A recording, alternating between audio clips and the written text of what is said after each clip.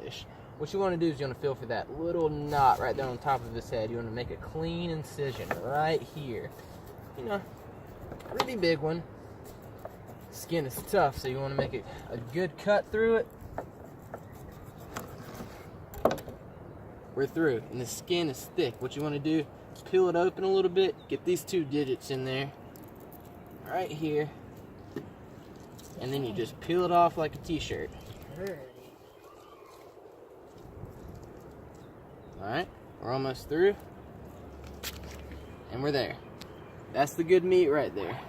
All you're going to want to do now, take it, cut that head off,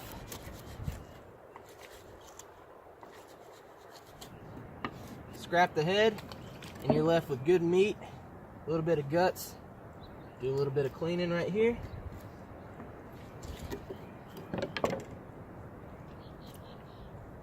Scrap those guts, and you're left with a good hunk of meat.